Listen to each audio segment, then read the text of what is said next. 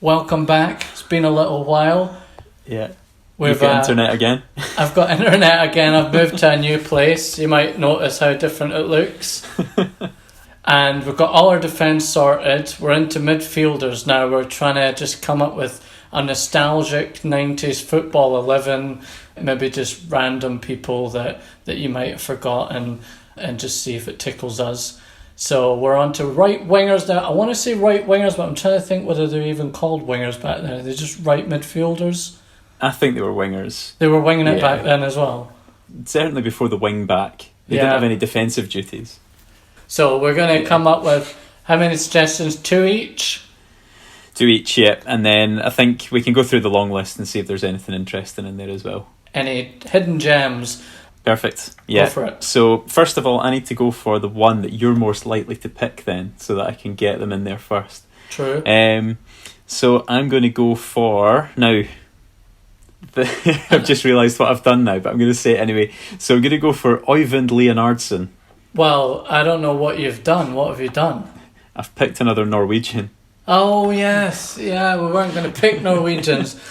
But he has such a nice line through his O.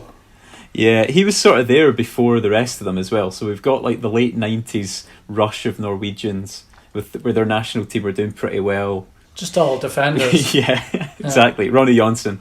And I remember Leonardsen was like, one of those names. It had the sort of exotic line through the O as well. He was like there, like a sort of indie band might do nowadays. Exactly, yeah. You see it in the West End of Glasgow. There's a lot of those going around on chalkboards outside small venues. And I remember Leonardsen having a particularly fine set of curtains on his head. He did, yeah. Very dark. Looked very wet. Did he play for Wimbledon as well? Wimbledon to Tottenham? He was definitely at Wimbledon, and I forgot about Tottenham actually. But did he not play for Liverpool first? Yeah, I think so. I think it's time we looked him up. I'd say I was a bit of a Tottenham fan back then, but it was really just because I felt I had to pick a team, and I had quite a few Tottenham posters on my wall. I put all the posters from Match Magazine up, but I picked the team with the most amount of posters. I just realised it's an interesting fact about me, but I can't talk and work out how to spell Leonardsen's name at the same time. I'm going to go for Leonhardsен. That is correct. Wimbledon first, then Liverpool, then Tottenham, then Aston Villa for just 19 games before he went back to Norway.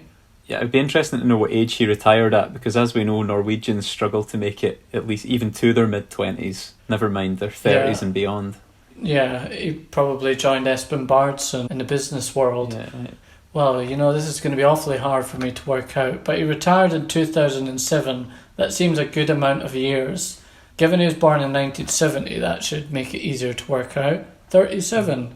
Well, that's remarkable. It's almost a miracle for a Norwegian footballer. Oh, I thought you were talking about my math skills. It's remarkable. Almost. A+, well done. A miracle. No, you're right. Why don't we just do a shot at how many Norway caps did he get? Well, he was one of the original sort of superstars of Norwegian football, and he played till he's 37. So I think he'll be in the 70s. I'm going to say 75. You're going to be pretty proud of your guess. It's 86. Sorry, we got a no personal life person. Yeah, no, that's a shame, because I thought he was one of those guys that you thought would have gone on to do something interesting afterwards. Start a renowned hairdressing company. Yeah, aye. Him and Warren Barton could get together and reveal their secrets. It's a Wimbledon thing. John Scales, Warren Barton, Leonardsen, they're all up to... Ben Thatcher. Leonardsen wasn't blonde though, that's the only thing. He had dark hair, didn't he? When was it that stopped? That curtain look? Like, everybody had perfect curtains back then. I had it myself. I was in the back of Match Magazine, second mention today, with my Sterling Albion top on at SeaWorld, with full curtains. Any other supporting evidence for Leonardsen to get in the team? I don't have any imaginary tales about him, which is unusual for me. But I think, what's the name of the thing on the O? How do I even Google Norway? What is the thing? What is the line through the O called in Norway? Through the O called in Norway. Well, it says it's modified with an umlaut, but I thought an umlaut was a double dot. Something that the character is known as an O with diuresis. That sounds like a horrible infection. I think we should move on from that. Yeah. Our argument for Leonardson is that he was one of the original exotic foreigners. He had a beautiful set of curtains and he's got a line through the first letter of his name. He's suffering from an O with diuresis. Exactly, yeah. Horrible. Okay, well, let me throw one back to you. It was tough, but I think, talking of posters of Tottenham on my wall, I remember this one, and I feel like you might have left this one for me because I feel like it's the open goal. I'm going to go for Tottenham's greatest ever right winger, Rule Fox. The Fox, not in the box, just to the right of the box. He's on my long list. I know he's a favourite of yours, though. That's not exactly why I left it, but I'm glad you picked him. I just always remember him sort of crossing in for Andy Cole and Les Ferdinand. Well, in Newcastle days. Yeah, that's what I remember him for. I don't really remember him at Spurs. I remember he played for them, but I don't really have any memories of him there. It was always Newcastle. He didn't come onto my radar till he moved to Spurs, but he did make 106 appearances for Spurs, 58 for Newcastle. Started out at Norwich City, actually. Was he in the team that almost won the league for Norwich? He would have been 1986 to 94. Yeah. Crossing them in for Chris Sutton. Yeah. And Dion Dublin? I don't know. Jeremy Goss. Case for Will Fox, 2 England B caps. Oh, brilliant. I was going to ask if he'd been capped by England, but B caps are better. B caps, not really interested in full England caps for this team. And then to add to that, went on to play twice for Montserrat. Yeah. Amazing. How old was he when he played for them? 2004. So according to Wikipedia, he'd retired for 2 years before he played for Montserrat. I love that. Came out of retirement to play international football. Oh, he was named head coach in 2004. So only went and put himself in the team. You can just imagine he turned up to training and just went, oh no. I'm playing. Yeah. So Rule Fox I'm putting in. Shall I give you my second one? Yeah, go for it. I think I'm going to go for the baldest man in the world, Steve Stone. Nice one, Steve Stone. I mean, a bit of a Premiership stalwart in a way. He's a man whose name fully embodies who he is as a person. Looks like a stone, plays like a stone. And the double S alliteration really gives it a sort of fictional vibe. One syllable in each name. Yeah, exactly. It's Steve brilliant. Stone. No, it's actually ST as well. Yeah. Exact same amount of letters. The last letter is the same. It almost sounds like a name like you would hear as a wrestler's name.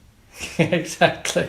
He was always the member of the England squad that played for the smaller team, because there was all the players at like Man United and Arsenal and Blackburn at the time, and then just one random guy that played for Nottingham Forest. Yeah, well, he did pick up 9 caps for England. We're suffering today a lack of personal life, none for Steve Stone either, according to Wikipedia. So I'm hoping whatever your last pick is, which I'm going to ask you for now, we might get a bit of personal life from him. Okay. If this guy doesn't have a personal life, then nobody will. So I wonder if you'll remember this chap, Jamie Lawrence of Bradford City. No, I don't think I remember him. Now, you know that my centre-half pick, who didn't exist, Javier Vargas, who I think was actually Margas, Jamie Lawrence also went for the dyed hair, and every week it was a different colour. Really? So he was there in that year that Bradford came up and they managed to survive on the last day. I always remember that Jamie Lawrence, his hair would change colour every week. So I think he played for Jamaica. Oh, now you're saying that, I do remember a Jamie Lawrence Jamaican. Did he do the Jamaican flag on his hair? He probably did at one point. Probably did. I need some photos here. The only thing I don't know is he stealing Margas's style, or is Margas stealing his style? Look at him. He's got bright pink hair in this one. I feel like Jamie Lawrence should have been called Steve Stone. I just feel that anybody that dyes their hair a different colour every week has When you- got to have done something in it. Like, think Dennis Rodman in basketball. Yeah, but he think plays Margas. for Bradford City. But he's like the Dennis Rodman of Bradford. He's exactly what you might expect. He's played for about 20 different clubs. Fallen out with everyone, I bet. Got any clubs where he's played like no games for them? He must have a few of them. Yeah. Harrowborough, Fisher Athletic. Didn't try to... What happens is, as soon as he's used up all the hair dye in the local supermarket, he has to move to a new town. But he did play 155 times for Bradford, to be fair. So 24 caps for Jamaica. Personal life, I'm so sorry. Oh, no. Nothing. Well, hang on a minute. There's a section, never seen this for a footballer on Wikipedia. This is brand new. It's called Other Endeavours. Right? This is what we're after, yeah. He's got an autobiography called From Prison to Premiership, so there's definitely a story in here that it's not given us. Started the Jamie Lawrence Football Academy in Tooting. Bit of charity work, seems like a nice guy. There's definitely more to this story than we're finding out now. I bet there's an article in like The Athletic or something about Jamie Lawrence. If not, they need to get on it. They do. So despite the fact that I couldn't remember him, I think seeing the pictures I do, definitely a contender for that here. Do you think Lawrence and Vargas could be in the same team, even if it's fictional? We're getting into sort of Romania 1998 World Cup squad territory, but with like sort of neon pink, red. I remember that. I don't know. Were there any other footballers that did that? Taribo West. So. He didn't get a centre-back mention, did he? Was he too late? Possibly. I think he was still at his height at Inter Milan in 98, so maybe by the time he got to Derby it might have been 2003, 4 or something. Yeah, he was all about the beads though. It wasn't hair dye, was it? Was it not? Oh, he did. It definitely had... Oh, was it the beads that made it green? I remember like neon green. Feathers and stuff sticking out his hair. So, what have we got? Rule Fox, Steve Stone, Jamie Lawrence and Leonardson. I think it's got to be, for me, between Fox and Lawrence. See, I like Fox, so I mean, he's the name of this group. Yeah, Rule. That's brilliant, isn't it? I've never met another Rule. Rule. Fox as well. You've chosen two with absolutely brilliant names, like Rule Fox and Steve Stone. Fighting superhero adventures together. Well, we know they both don't have a personal life, so they should get together. Do something interesting with their lives. Stone is definitely the better known of the two. He's got a brilliant name, but he does have 9 England caps. Jamie Lawrence has a bit of a story. He's got pink hair. Fits in. He'll get on with Margas or Vargas. But the thing is, when we go through the lineup, I think we'll say Jamie Lawrence and it won't make me laugh because it doesn't bring back memories for me. Yeah. I know Steve Stone's got 9 caps, but I feel we could use international experience in the team. That's true. Well, we do have a Champions League winner already, though. Maybe we do need a Rule and 2 England B caps on the right wing. Yeah, I'm happy with Rule Fox. I think Rule Fox is a pretty good shout. Alright, Rule Fox it is. Let's put Rule Fox in. I've got some really good stuff on my long list. I've got 3 things. So, first thing I want to bring up. I ruled him out because of international experiences and notoriety, but just for how happy the thought of him makes me, I wanted to put in Karol Poborski. And when I was thinking about it, I happened to stumble across a photo of when Solskjaer signed. But Poborski signed the same day. There's this incredible photo that I want to share with you. So basically, it's our friend Ronnie Johnson, it's Solskjaer, it's Poborski, it's Raymond van der Houw, maybe Cruyff and Ferguson. Right. But this is a very 90s photo. I mean, I want to kind of look at it at the same time, but I have to hold it up. Here we go. Cool. Right, so you enjoy this. Look at the jeans combo. look at this shoes. Van der Houw has just gone full sandals on us. Poborski's got his socks rolled down but full kit on. Yeah. Solskjaer's just turned up like he's gone on a night out after with Ronnie Johnson. It's just that. Yeah, and Cruyff's the pro. Yeah, Cruyff's pro. Yeah. I just love that photo so much. I love the jeans and sort of boot combo. But it's also, they've just signed their bench for the next couple of years. They did, didn't they? So, Karol Poborski, sick note, Darren Anderton. I just feel like he's a bit of a cult hero, but obviously way too big for our team. And Attilio Lombardo of Crystal Palace fame.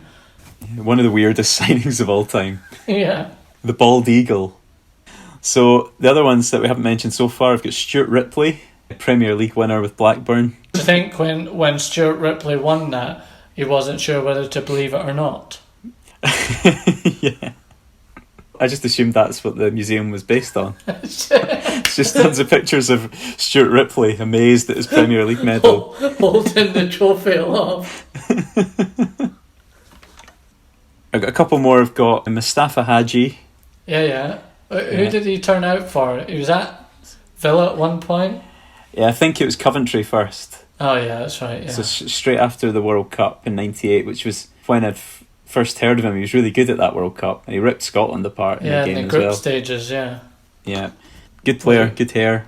And then Nobby Solano. Oh, Nobby Solano. Sort of Rule Fox's long-term replacement on the Newcastle right wing. Difficult shoes to fill, the Fox. Fox is a nostalgic choice. Great name. I wouldn't say he was mediocre, but he's sort of getting down towards that end of the Premier League that we were looking for. Absolutely. Rule Fox it is. Let's get him in the team. He's in there. Right wing.